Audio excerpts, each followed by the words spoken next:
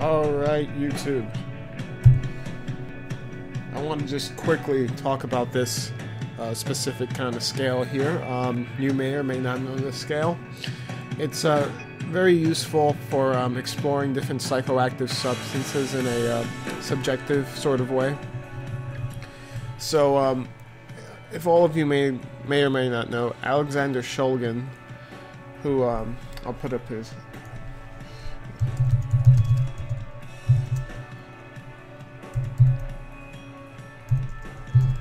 I know I misspelled it. It'll come out. You see. This gentleman right here who died recently, tragically. Well, not too tragically, but it sucked, you know. No one wants to see him die. He was as it says here, a medical chemist, a biochemist, and a pharmacologist. So basically, he was someone who worked for Dow Chemical Company in the 50s, and he created a pesticide or herbicide that made him a lot of money. And from then on, he basically was given all this recognition and fame over making the company so much money that he was given like his own laboratory and allowed to do what he wanted to. But, you know, he had all this money saved up basically. It paid him all at once, it seems.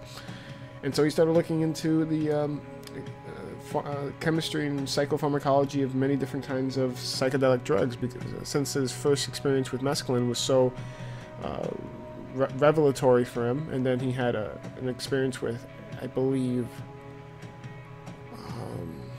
maybe you might say, but it was mescaline, and then it was another.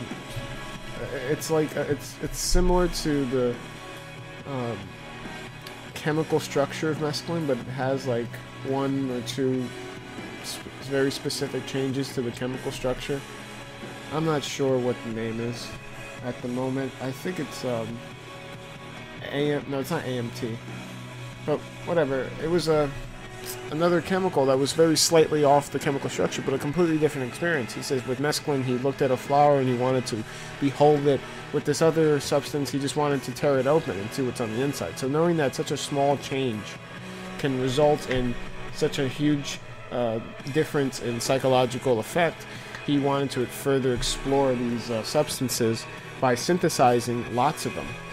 And so after, you know, he started this in the 60s, and he ran into some trouble. And I'm not going to, you know, this isn't a biopic on him, but maybe I'll like do that one day. And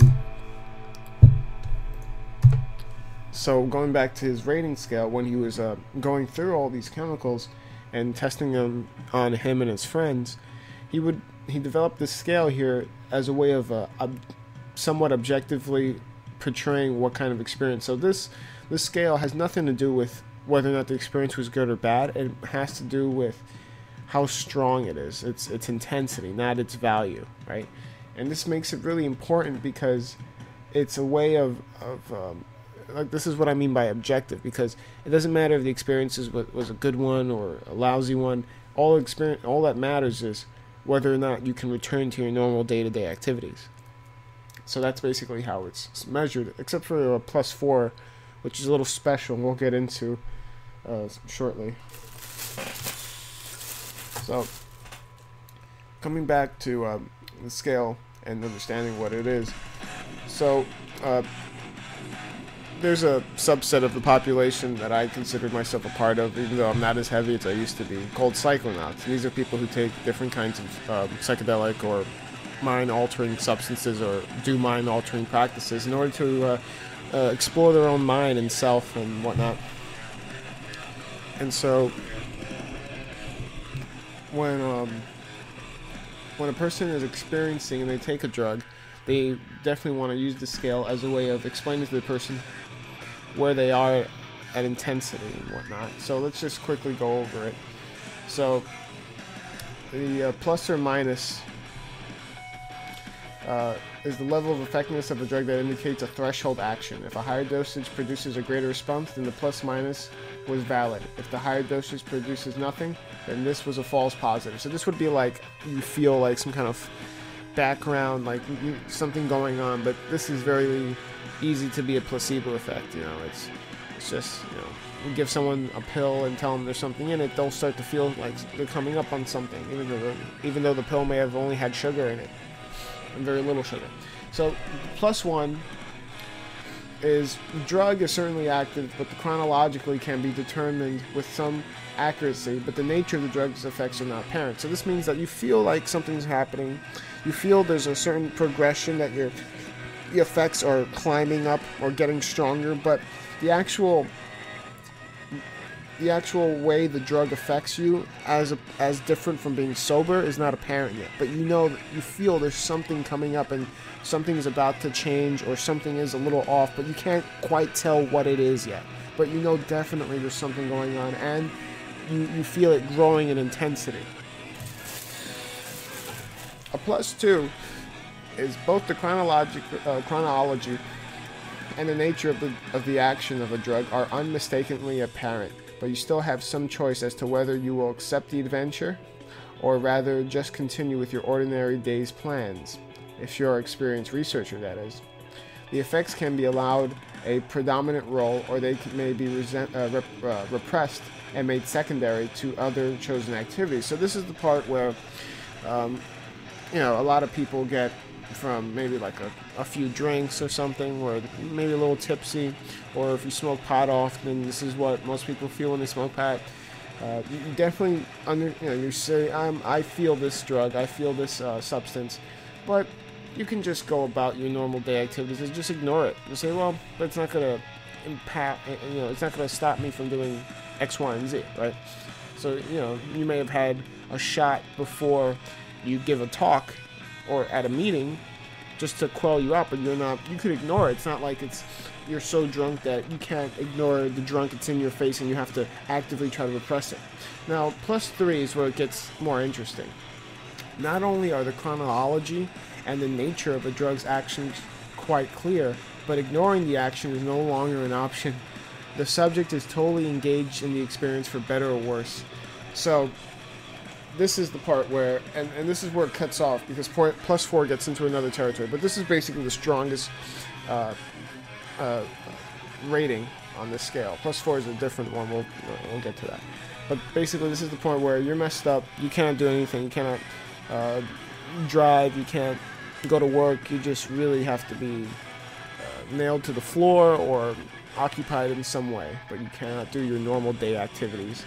And the drug's effects are in your face. It's just, you can't ignore them, you can't sweep them under the rug or anything.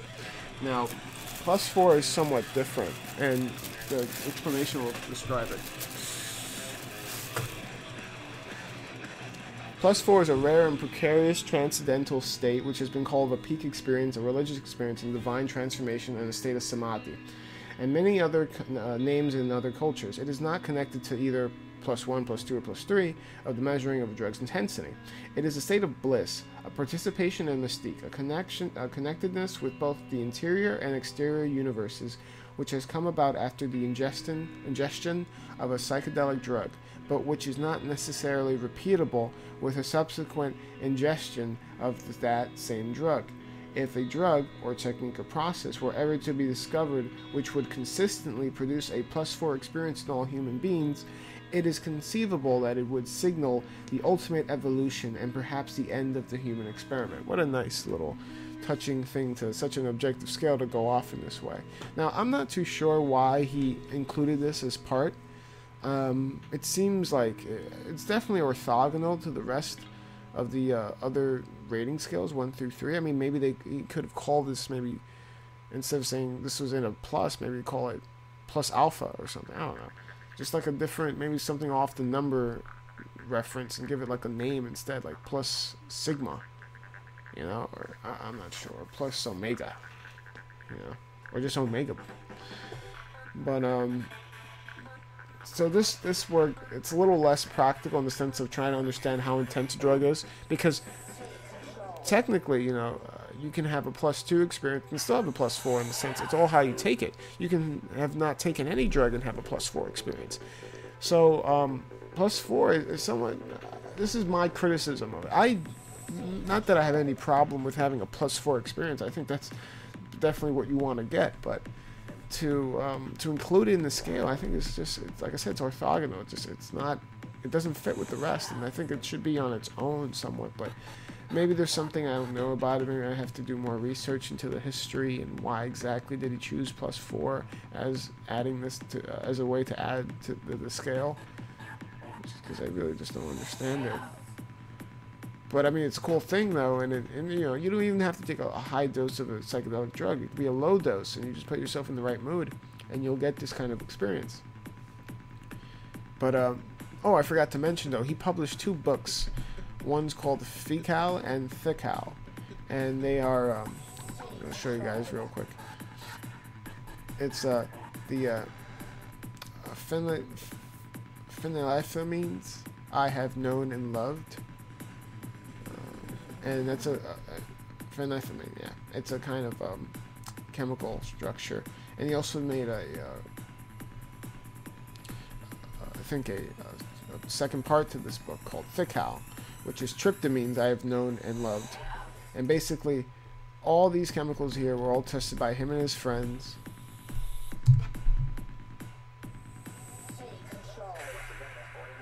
As you can see. Or these are the notable experts of, you know, the substances they tried. And he actually had a DEA raid because of this book. But it's still in press. You can buy it. It has a lot of his. That was the drug. I'm sorry. TMA was the drug that he took after mescaline. So there it is. But yeah, like I said, this book has all the experiences and ways of actually synthesizing these chemicals. So, but you know, you have to be a super chemist with a super laboratory or something to make this. I'm not a chemist. I'm not sure what the process is, and I'm not encouraging anyone to do it. I just had to say that. So, that's basically it. I just wanted to show you guys this specific scale and why it's interesting for people who are psychonauts. I urge anyone who is a psychonaut, when you're writing your trip report, to always refer to each state as either +1, 2, or 3. That doesn't mean you only have to use +1. You can use other ratings or descriptions, but I really believe that in order to kind of universalize and make our trip reports more reliable to each other would be to have it so the scale would what I mean is the scale would be a great way to have our trip reports become more reliable, so we can understand it more. It's almost like using the same language. Instead of us using different scales of measurement, we can all refer to, okay, I had this wild, crazy experience, but it was only a +2 because I closed my eyes and I pushed it pretty far. Or I didn't have any kind of insight, but I was really nailed to the ground, so it was a +3, right? So, you know, I just feel it's a very simple scale, and it works beautifully. So, all right. I want to thank you all for listening, and maybe I'll make some videos in the future about Shulgin himself, because he has a very interesting past. Like I said, he recently passed away, but the man is absolutely he was not only prolific, but revolutionary, and a great person to hear and listen to. And, lots of wisdom from him. So thank you for listening, and have a good one.